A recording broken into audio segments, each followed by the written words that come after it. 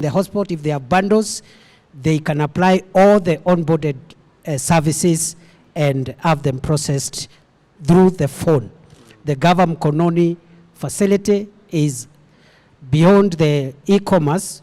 This will facilitate optimal uptake of digital government services, yes, because we are going the digital route. Yes. We are not going to have any manual processes in government moving into the future.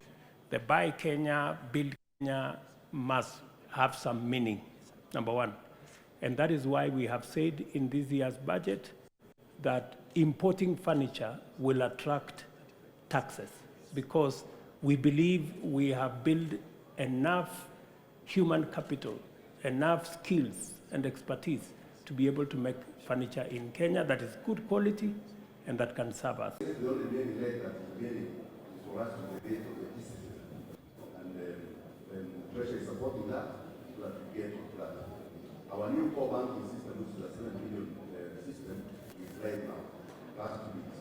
We'll be able to support that. 6 months ago, I made a commitment to the people of Kenya that we will have 5,000 government services digitized and available online to the people of Kenya by 30th June this year.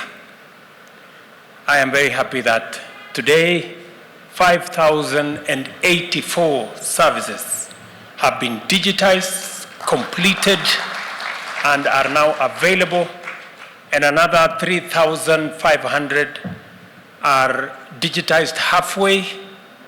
And my instructions going forward from here to both the Directorate of Citizen Service and the ICT departments is to ensure that all government services must be digitized by December this year. I mean all government services. All ministries, state departments, government agencies, parastatals.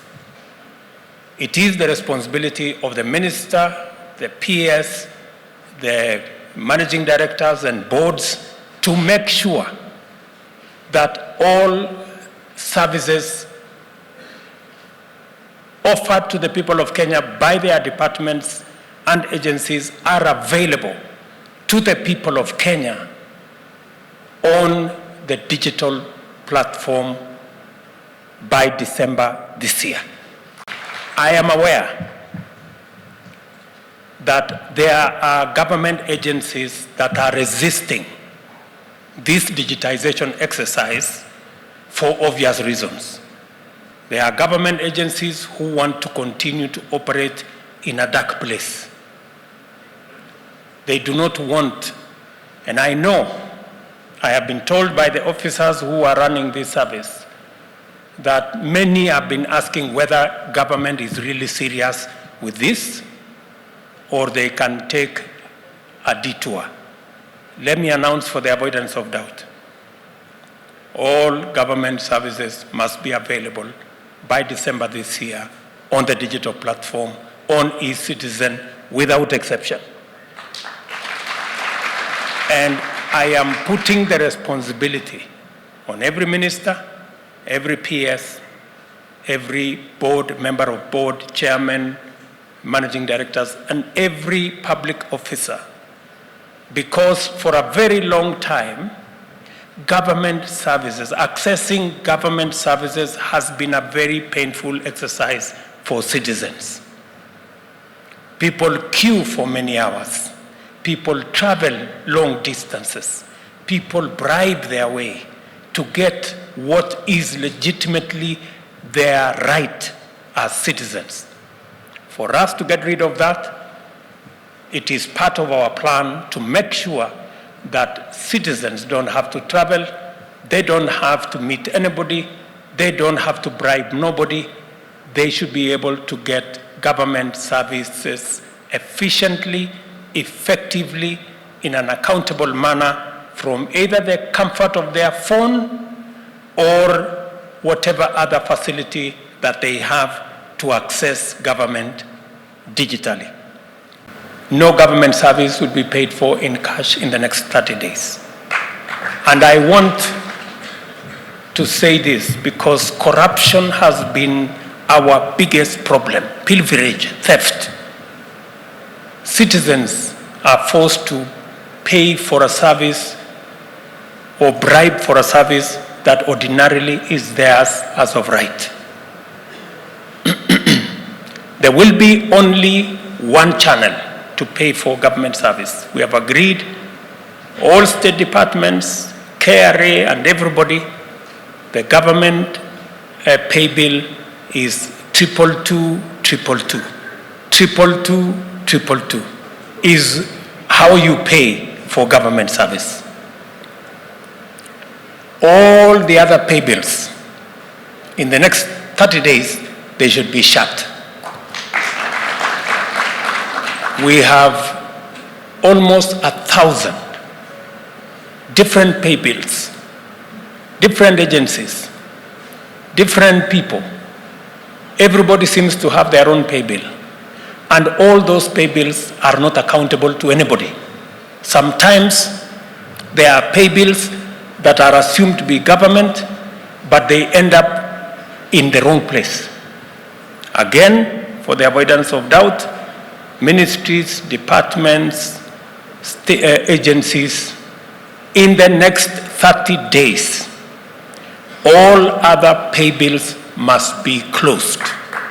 And no government service will be paid for outside 22222 that goes straight to Treasury. That way, Treasury can keep track of all government revenue. And it will be worked in such a way that any resources that are meant for A&A by ministries, state departments, and agencies will be made available instantly by the same platform, so that there will be no confusion as to if the money is collected by Treasury, how do we get our A&A? The system will automatically remit the A&A when the money goes to 22222, and it will come back to you so that you can be able to provide whatever services you're providing. We have taken measures to empower Kenyans everywhere, especially the majority at the bottom of our pyramid, to access government services at their convenience, especially through their mobile phones.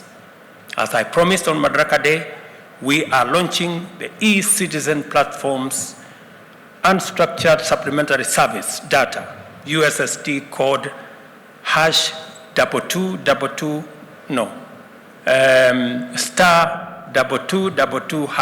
by which citizens can now access 5,084 government services online. Wacha nirudie.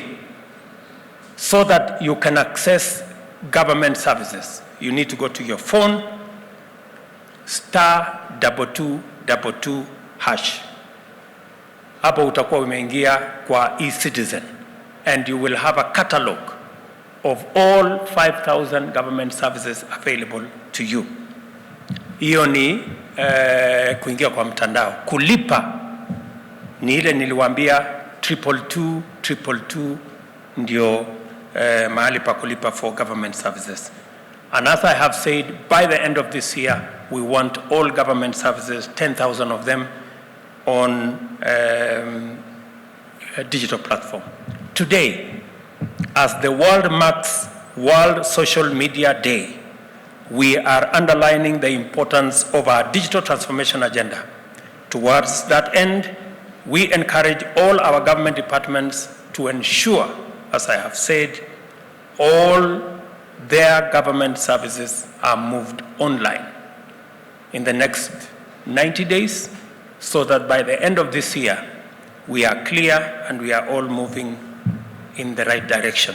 Kenyans are interacting directly with the digital platform without the need for brokers, intermediaries, and others. Additionally, people can track the progress of their interactions with government in real time, thus eliminating uncertainty, corruption, and frustration. Further, citizens need only pay the gazetted fees for government services and not a shilling more. These fees are accurately accounted for in real time through ICT and remain visible at all times to the National Treasury and the Kenya Revenue Authority for efficient revenue administration. We are well on the way to a paperless governance, where there will be no physical registries and files to be mislaid by mischievous persons in search of a bribe or movement of people from office to office. I encourage Kenyans to take advantage of ICT digital skills training opportunities provided by the ICT Authority in conjunction with private sector collaborators and development partners in order to enhance their capacity to consume digital government services. I'm glad to know that the ICT Authority has embarked on digital skills program for citizens and public sector workforce targeting 20 million people.